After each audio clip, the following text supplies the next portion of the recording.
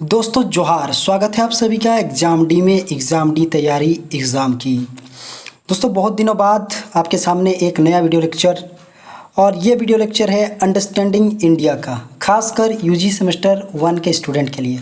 हालांकि अभी भी बहुत सारे कॉलेजों में एडमिशन चालू है यूजी सेमेस्टर 1 का, जिनका सेशन 24 से 28 वाला है। इससे पहले जो है जिनका एग्ज़ाम हो गया है वो लोग तो अब रिज़ल्ट का वेट कर रहे हैं, लेकिन जो अभी एडमिशन करा रहे हैं उनके लिए ये एक बहुत बड़ा क्वेश्चन है कि अंडरस्टैंडिंग इंडिया को वो लोग किस तरीके से पढ़ें, और उसके सिलेबस में जो चीज़ें दी गई है उनमें से कौन सी चीज़ों को पढ़ना ज़्यादा ज़रूरी है, जो एग्ज़ाम की दृष्टि से ज़्यादा इम्पॉर्टेंट है। तो ये वीडियो लेक्चर में लेकर आया हूँ यूजी सेमेस्टर 1 के न्यू स्टूडेंट के लिए, जिन्होंने अपना एडमिशन करवा लिया या अपना एडमिशन करा रहे हैं या फिर वेटिंग लिस्ट में है। हालांकि आप लोग को पढ़ना तो पड़ेगा ही। तो अगर आप ये वीडियो लेक्चर देख रहे हैं तो इसको कंप्लीट देखिए, कुछ नोट्स अपना कॉपी में बना लीजिए, ठीक है, क्योंकि अब आपका काम ये आने वाला है, आज नहीं तो कल आपको इसको पढ़ना ही पड़ेगा। तो मैं जो है आपको अंडरस्टैंडिंग इंडिया का एक एक इम्पॉर्टेंट पॉइंट बताने जा रहा हूँ, जो कि एग्ज़ाम की दृष्टि से बहुत इंपॉर्टेंट है। और अभी तक जो 2 एग्ज़ाम हुए हैं FYUGP का, यानी 4 ईयर अंडर ग्रेजुएट प्रोग्राम का अभी तक जो 2 एग्ज़ाम हुआ है, उसमें इस टॉपिक से दोनों टाइम जो है सवाल पूछे गए थे, लगभग इसके मैचिंग में, ठीक है। तो आपके सामने मैं ये टॉपिक लेकर आया हूँ, इस टॉपिक को ध्यान से समझिएगा, इससे संभावनाएं ज़्यादा बनती है सवाल पूछने की, ठीक है। तो टॉपिक क्या है, वो है आपका भारतीय उपमहाद्वीप की भौतिक विशेषताएँ, ठीक है, भारतीय उपमहाद्वीप की भौतिक विशेषताएँ। और एक बात, मैं ये मानकर चलता हूँ कि अधिकतर स्टूडेंट जो है हिंदी मीडियम के हैं, तो मैं उसको हिंदी मीडियम में समझा रहा हूँ। अगर आप में से जो स्टूडेंट इंग्लिश मीडियम वाले हैं वो लोग कमेंट कीजिएगा, और अगर मैं जहाँ तक संभव हो सके, अगर मैं सकूँगा तो आपको इंग्लिश में भी उसको प्रोवाइड करा दूँगा, ठीक है। हालांकि समझना हिंदी में ही है, तो आप उसको समझ लीजिए। देखिए, भारतीय उपमहाद्वीप की भौतिक विशेषताएँ, तो भारत का जो पूरा आप क्षेत्रफल देखेंगे है ना, 32.8 लाख वर्ग किलोमीटर में फैला हुआ है। और इसमें आपका कन्याकुमारी से लेकर कश्मीर, इधर गुजरात से लेकर अरुणाचल प्रदेश, ठीक है, सारा चीज़, हिमालय, थार मरुस्थल, ठीक है, बहुत सारी चीज़ें हैं, और इन चीज़ों को समझना होगा। तो मैं एक एक पॉइंट को यहाँ पर बना के रखा हूँ, आप लोग इस पॉइंट को समझिए, मैं समझा रहा हूँ आपको। और इसका जो PDF है वो PDF आपको टेलीग्राम चैनल पे मिलेगा, और टेलीग्राम चैनल के लिए आपको जो है ज्वाइन होना पड़ेगा। अगर आप इसका PDF चाहते हैं तो आप ज्वाइन होइए, अदरवाइज ज्वाइन होने की कोई ज़रूरत नहीं है। तो चलिए मैं स्टार्ट करता हूँ। सबसे पहले है भारत की स्थिति, ठीक है। तो डियर स्टूडेंट, भारत की स्थिति को अगर आपको समझना है, यानी कि इंडिया कहाँ लोकेटेड है, तो उसका अगर स्थिति बताना है तो कैसे बताएंगे। देखिए, फर्स्ट पॉइंट आप ध्यान से देखिए, जो फर्स्ट पॉइंट है, ठीक है, फर्स्ट पॉइंट क्या है, भारत उत्तरी गोलार्ध में स्थित है, और इसका मुख्य भाग 8 डिग्री 4 अंश उत्तर से 36 डिग्री 6 अंश उत्तर अक्षांश तथा 6 डिग्री 7 अंश पूर्व से 97 डिग्री 25 अंश पूर्व देशांतर तक है। अब ये चीज़ें क्या होती है, जिन स्टूडेंट को इसके बारे में नहीं पता, अभी मैं उसको 1 मिनट में समझा दे रहा हूँ, ठीक है, और जिनको पता है वो लोग रिवीजन कर लीजिए। अब देखिए, ये आपका मान लीजिए कि पृथ्वी है, ठीक है। अब पृथ्वी जो है उसमें बहुत सारे देश हैं, उसमें से एक हम लोग का देश भारत है। अब भारत का जो स्थिति है वो उत्तरी गोलार्ध में है, ठीक है।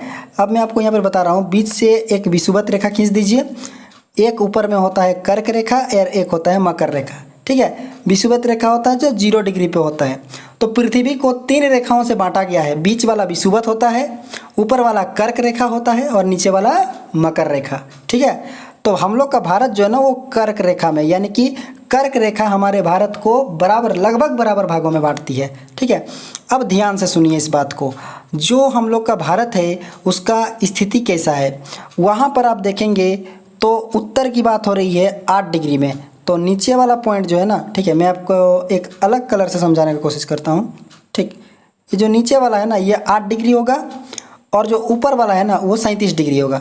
दोनों में उत्तर लिखा है, ध्यान से देखिए, दोनों में उत्तर क्यों लिखा है, क्योंकि विषुवत रेखा के जो ऊपर तरफ होता है उसे उत्तर बोलते हैं, और नीचे जो होता है उसे दक्षिण बोलते हैं। तो हम लोग का भारत कहाँ पर है, ये देखिए, उत्तरी गोलार्ध में हम लोग का भारत। तो ये 2 उसके हो गए अक्षांश, और जो 2 देशांतर हैं वो ऐसे हैं, ये वाला आपका हो गया 68 वाला, और ये आपका हो गया 97, ठीक है।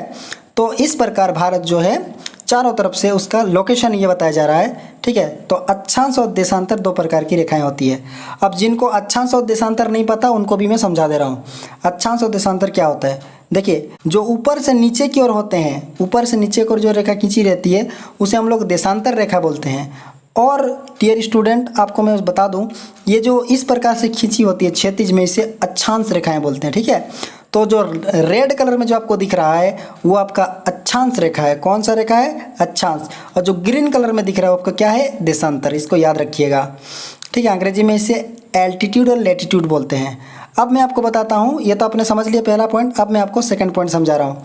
सेकंड पॉइंट आपका है कर्क रेखा 23 डिग्री 30 अंश उत्तर में देश को लगभग 2 बराबर भागों में बांटती है। ठीक है, यहाँ पर बांटती है होगा ना, इस जगह पे थोड़ा मिस्टेक है। तो कर्क रेखा क्या है, 23 डिग्री 30 अंश उत्तर में देश को लगभग 2 बराबर भागों में बांटती है। तो हम लोग का अगर कंट्री मान लीजिए कि, ठीक है, अभी यहाँ पर तो ठीक है मैं मैप बनाने की कोशिश करता हूँ। ठीक है, हम लोग का कंट्री को अगर देखेंगे आप, ठीक है, तो अगर कंट्री को आप लोग देखेंगे भारत को, तो इसको जो है एकदम यहाँ से एक अलग कलर का इस्तेमाल करते हैं, ग्रीन का। ठीक है, यहाँ से अगर हम लोग काटेंगे ऐसे करके, ऐसे है ना, तो ये जो रेखा गया हुआ है इसको बोलते हैं कर्क रेखा। कर्क रेखा, कर्क रेखा किन किन राज्यों से गुजरती है, कर्क रेखा जो है वो आपका गुजरात, मध्य प्रदेश, झारखंड, पश्चिम बंगाल, त्रिपुरा, मिजोरम होते हुए जाती है। ठीक है, तो इस प्रकार से जो है कर्क रेखा हमारे देश को लगभग 2 बराबर भागों में बांटती है। अब हम लोग आगे बढ़ते हैं, देखते हैं कि भारत के दक्षिण पूर्व में अंडमान निकोबार द्वीप समूह बंगाल की खाड़ी में है और दक्षिण पश्चिम में लक्षद्वीप समूह, ठीक है, लक्षद्वीप द्वीप समूह अरब सागर में स्थित है। तो ये चीज़ आपको याद रखना होगा कि भारत के दक्षिण पूर्व में अगर देखेंगे तो बंगाल की खाड़ी में कौन सा द्वीप समूह है, अंडमान निकोबार द्वीप समूह। और लक्षद्वीप समूह कहाँ पर है, वो अरब सागर में है। इतना तो आपको पता होगा। तो ये चीज़ें हम लोगों ने समझ लिया पहला में। ठीक है, तो फर्स्ट वाला हम लोग क्या था, भारत की स्थिति। भारत कहाँ स्थित है, भारत उत्तरी गोलार्ध में स्थित है और इसका उत्तरी अक्षांश जो है 8 डिग्री से 37 डिग्री और दक्षिणी अक्षांश जो है, ठीक है, सॉरी पूर्वी अक्षांश जो है वो है 68 से लेकर 97 डिग्री। ये समझ गए। सेकंड में मैंने आपको बताया कर्क रेखा जो है 23 डिग्री 30 अंश में है, भारत को बराबर भागों में बांटती है। और थर्ड में मैंने आपको बताया कि अंडमान निकोबार द्वीप समूह बंगाल की खाड़ी में है और लक्षद्वीप समूह जो है अरब सागर में है। अब आते हैं भारत के आकार पे, यानी भारत कितना बड़ा है। तो भारत के भूभाग का कुल क्षेत्रफल आप देख सकते हैं। ठीक है, वेरी इंपॉर्टेंट पॉइंट है, आप चाहे तो इसे अपने कॉपी में नोट कर सकते हैं। भारत के भूभाग का कुल क्षेत्रफल लगभग 32.8 लाख वर्ग किलोमीटर है। कितना है, 32.8 लाख वर्ग किलोमीटर। और भारत का क्षेत्रफल विश्व के कुल भौगोलिक क्षेत्रफल का 2.4% है, यानी कि विश्व की टोटल ज़मीन का 2% ज़मीन हम लोग के पास है। विश्व के टोटल ज़मीन का 2% ज़मीन हमारे पास है, यानी भारत के पास। भारत विश्व का 7वां बड़ा देश है। भारत विश्व का 7वां बड़ा देश है, याद रखिए, भारत विश्व का 7वां बड़ा देश है। गुजरात से अरुणाचल प्रदेश की स्थानीय समय में 2 घंटे का अंतर है। ये 82 डिग्री 30 अंश पूर्व देशांतर रेखा को भारत की मानक यमोत्तर माना गया है, जो कि उत्तर प्रदेश में मिर्ज़ापुर से गुजरती है। यानी कि भारत की मानक यमोत्तर जो रेखा है वो मिर्ज़ापुर से गुजरती है। मिर्ज़ापुर कहाँ पर है, उत्तर प्रदेश में है। और गुजरात और अरुणाचल प्रदेश के बीच 2 घंटे का डिफरेंस है, ये देशांतर रेखाओं की वजह से होती है।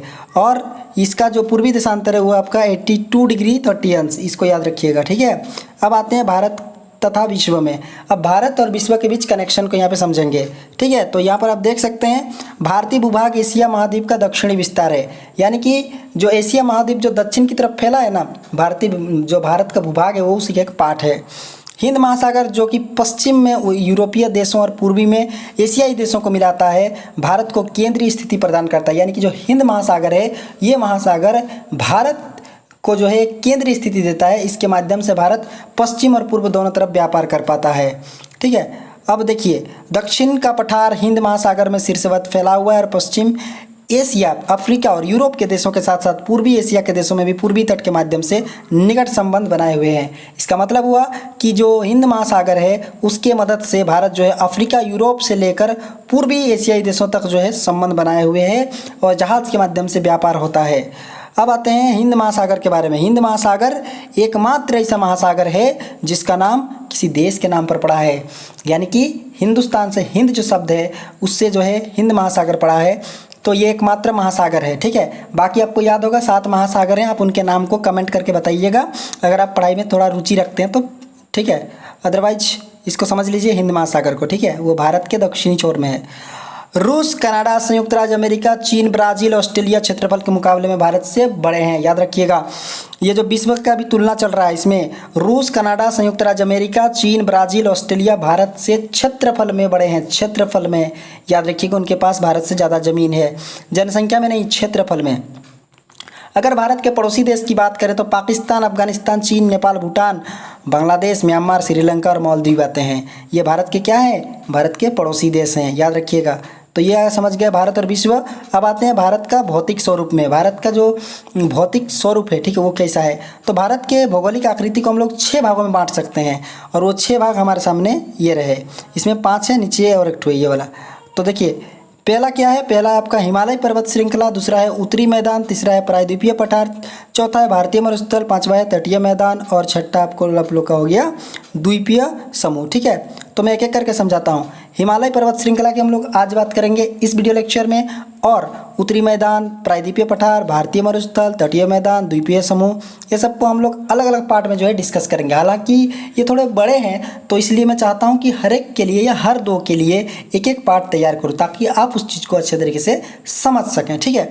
इससे पहले भी एग्जाम डी ने जो है अंडरस्टैंडिंग इंडिया को लेकर पूरा सिलेबस कंप्लीट किया है। आप चाहें तो एग्जाम डी के प्लेलिस्ट पे जाके उस सिलेबस को देख सकते हैं और वहाँ पर सभी पॉइंट को जो है एक्सप्लेन किया गया है। आप उसको हिंदी और इंग्लिश दोनों में उसका देख सकते हैं, ठीक है। और पूरा PDF आपको टेलीग्राम चैनल पे मिल जाएगा उसको।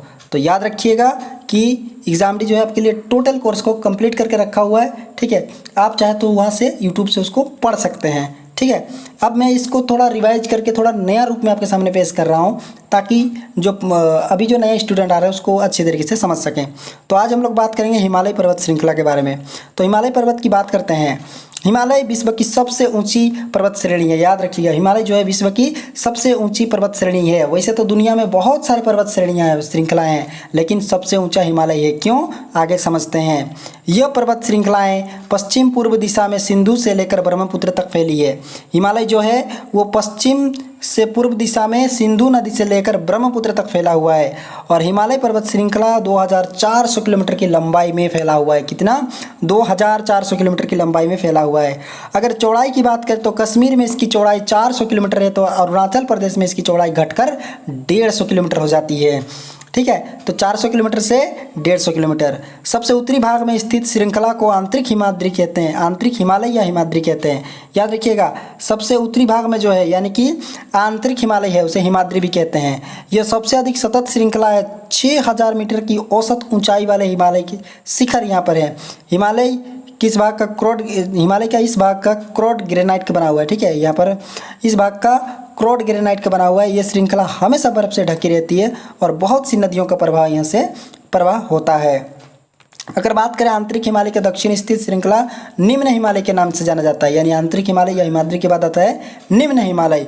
और इन श्रृंखलाओं का निर्माण मुख्यतः अत्यधिक संपीड़ित परिवर्तित शैलों से हुआ है। इनकी ऊंचाई 3700 मीटर से लेकर 4500 मीटर के बीच है तथा औसत जो चौड़ाई है वो 50 किलोमीटर है।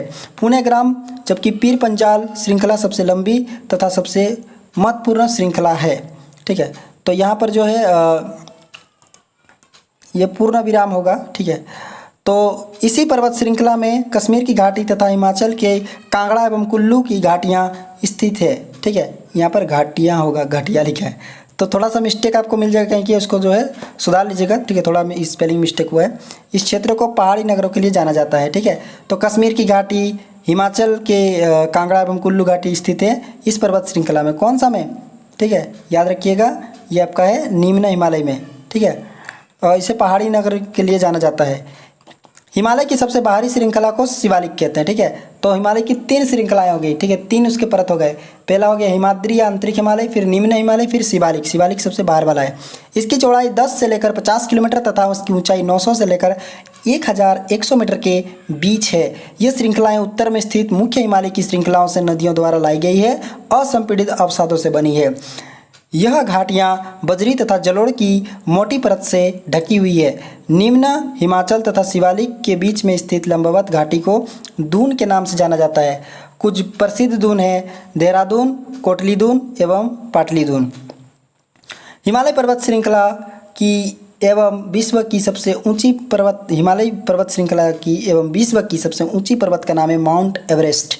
ये नेपाल में स्थित है और इसकी ऊंचाई 8,848 मीटर अर्थात 8.8 किलोमीटर के लगभग है। कंचनजुंगा हिमालय पर्वत की दूसरी सबसे ऊंची और भारत में स्थित है और इसकी ऊंचाई 8,598 मीटर अर्थात 8.5 किलोमीटर है। तो याद रखिएगा कि दुनिया का सबसे ऊंचा जो एवरेस्ट है वो है माउंट एवरेस्ट, जो कि 8.8 किलोमीटर ऊंचा है, यानी 8,848 मीटर ऊंचा है। इसलिए हिमालय को विश्व की सबसे ऊंची पर्वत श्रृंखला कहा जाता है और भारत में कंचनजुंगा। ठीक है, और इसके बाद आगे बढ़ते हैं, देखते हैं सतलुज एवं सिंधु के बीच स्थित हिमालय के भाग को पंजाब हिमालय के नाम से जाना जाता है। क्या बोलते हैं? सतलुज और सिंधु के बीच स्थित हिमालय के भाग को पंजाब हिमालय के नाम से जाना जाता है। सतलुज तथा कई नदियों के बीच स्थित हिमालय के भाग को कुमाऊं हिमालय के नाम से भी जाना जाता है। पूर्वांचल में पटकाई, नागा, मिजोम और तथा मणिपुर पहाड़ियाँ शामिल है। तो यह मैंने आपको पार्ट 1 समझाया जो कि हिमालय चैप्टर से, हिमालय पॉइंट से है और इसमें टोटल 6 पॉइंट है। 6 में से मैंने 1 पॉइंट को क्लियर कर दिया। इसके अलावा मैंने भारत का स्थिति, उसका आकार, विश्व के साथ उसके संबंध, ये सारी चीज़ें मैंने आपको समझाई। उम्मीद करता हूँ आपको ये वीडियो लेक्चर अच्छा लगा होगा। अगर अच्छा लगा तो कमेंट करके बताइएगा और अगर इसमें कुछ सुधार करना है तो वो भी आप कमेंट करके उसको बता सकते हैं। बहुत बहुत धन्यवाद आपका। मिलते हैं नेक्स्ट वीडियो में। धन्यवाद।